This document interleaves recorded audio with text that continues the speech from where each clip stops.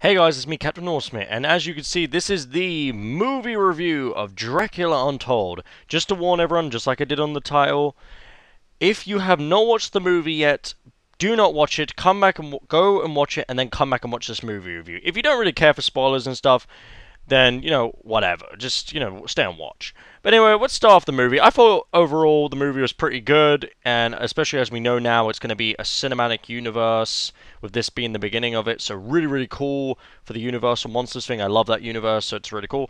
Okay, let's go through it, shall we?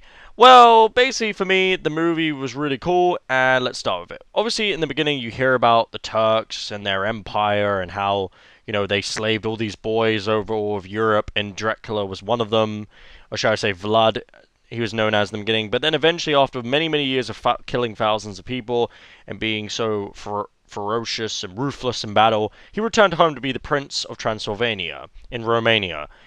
And then he ended up, and then, he was happy for many, many years. He had a wife, he had a kid, he was happy.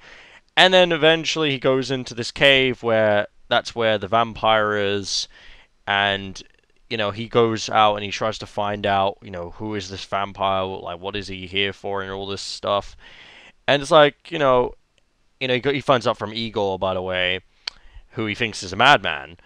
And then, obviously the Turks come to the palace and they tell him about how they want 1,000 boys, including his son.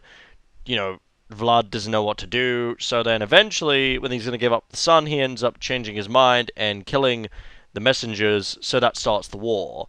So, basically, Vlad goes to he knows that he can't, he's going to be defeated unless he finds some type of, power or something like that. So he goes to the vampire, and he accepts the vampire's offer, because the vampire was screwed over, and he wants revenge. So that's why he lets, because Dracula is worthy to him, that's why he lets him do it. Then, after he takes the blood and everything, you see, he obviously dies and everything, but, he sees everything. You see him evolving his abilities and everything. Is really cool. Then he returns and the whole palace is being destroyed, but then he literally takes on the entire army by himself. It's fucking awesome. You see a lot more of his powers. Then then they go for like a huge, walk through the forest and stuff like that to get to this other place. And, they get attacked and, Dracula's best man gets destroyed. And Dracula must, he must, not taste the blood, any human blood, or he will completely be like this forever. Then, at the end of the movie, pretty much, the wife gets killed, the son gets taken, but he turns loads of people into vampires, and he feeds on his wife, and it's, he goes back and he kills everyone, saves his son, but then the vampires all want to kill his son, so the guy that's like a Christian and everything saves his son and takes him away. The son becomes king.